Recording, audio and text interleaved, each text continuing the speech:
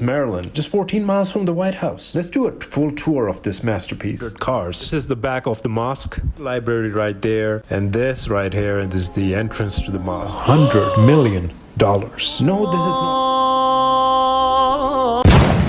Hi guys, you're welcome. My name is Bukome Bike Crown. So we're going to be checking out the biggest mosque in America. You know, I've always been curious to know, but I think I will need to search on the biggest mosques in the world. But for now, this is the biggest mosque in America, and I want to know what makes it rank the biggest mosque in America. So let's check it out, guys. Just 14 miles from the White House, in a quiet suburban town, stands the biggest mosque in the United States.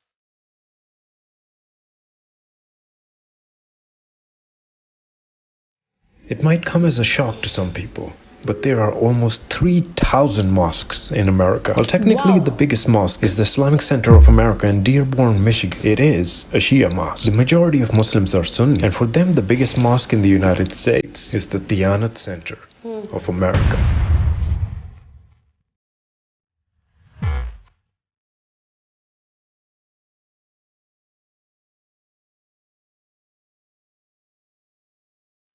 This is the biggest mosque in the United States of America, on a 60,000 square feet lot. More than 1,500 people can pray here together. It is the most expensive mosque ever built in the US, with a price tag of $100 million. No, this is not Turkey. For a moment, you might think you're in Hagia Sophia, but you're actually in the United States, in Maryland. This is Maryland, just 14 miles from the White House. Let's do a full tour of this masterpiece. Alright, just parked my car in this underground garage with the capacity of 400 cars. This is the back of the mosque, and now we are going towards the front. That's the library right there. That's the administration office, and this right here, and this is the entrance to the mosque.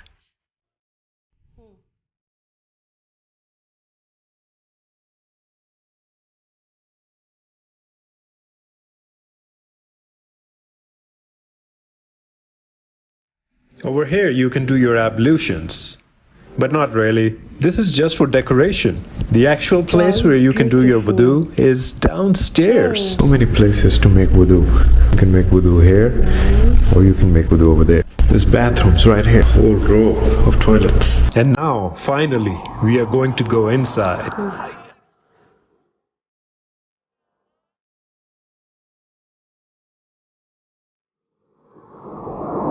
حي على الفلاح.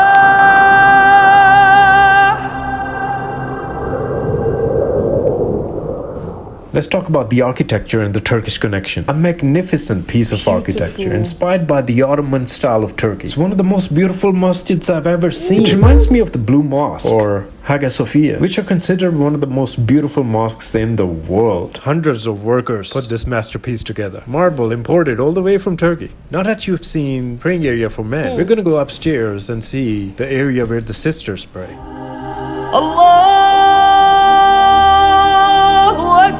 This is where the sisters pray. The mosque can take care of you from the cradle to the grave. Your kids can go to school here. For Sunday school, they can even memorize the Quran. You can actually even get married here. The nikah ceremony, the photo shoots, and all that jazz. It's and when really you big. or someone you know dies, they even provide complete funeral services, including washing the body, the janazah prayer, and even really? transporting the body overseas if required. It has its own Turkish cafe that serves Turkish-style breakfast, doner kebabs, Adana kebabs, pides, lahmacun, Turkish bagels, whatever that is, desserts, drinks, and most importantly, the irresistible Turkish tea. The masjid has a lot to offer for the Muslim community. It consists of a conference hall, cultural center, restaurant, cafe, and shops. Inside A double the Turkish mosque. bath. This is a very important place. This is where the Turkish baths for men and for women. The hammam, a guest house where researchers can stay. That's the guest house right behind me. A neighborhood consists of Turkish houses, basically guest houses, better than Marriott. Open sports areas. You can rent the facility for guest bedrooms. They have an auditorium and conference center. There's something for everyone. They even have a Turkish grocery store. So basically, you don't need to go anywhere else anymore. Not a lot of people know this, but it is run by the Turkish government.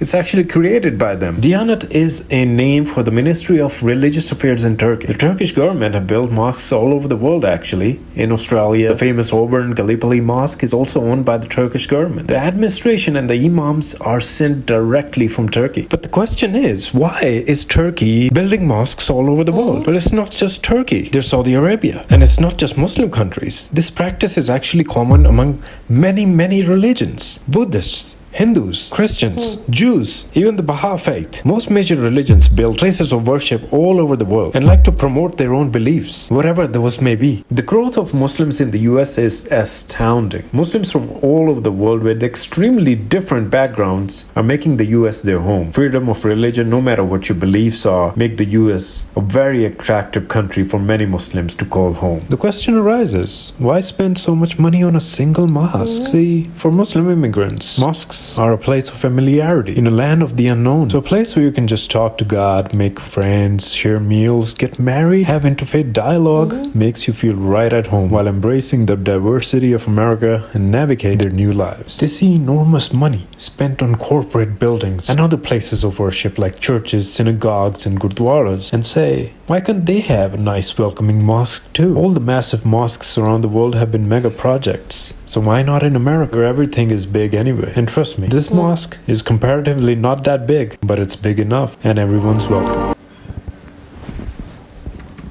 If you call this not that big, I don't know what big means, seriously, because this is really massive. This is really big. Inside the same mosque, there is restaurants, there's guest house, there is grocery shopping. You can buy food there. You can. Oh my goodness! He even said students, children have their classes in the mosque too. Like, it's really beautiful. Just imagine the designs of the mosques, where they pray, oh my goodness. I'm really short of words. Like, I've never seen a mosque like this. I've not been to a mosque before, but each time I check it online, I've not really seen something as huge as this that has different things inside of it. Like, wow, this is what we call like, I don't even know how to classify this, because I'm lost of words. Like, I'm just speechless to know that you can actually get everything and be totally comfortable. You can stay in that mosque for days, for months, for weeks, and you will not feel it, because everything is there for you. If you want to eat, you get a restaurant to eat. If you want to pray, you can get some coaching class inside the mosque. A lot of things are just inside that mosque. It's really big. It's really big. The guy said it might not be the biggest, but it's big. But to me, it's the biggest, because I don't know, it's just beautiful. Just imagine the amount it cost them to actually build that mosque. $100 million. $100 million is not a small money. Like, wow.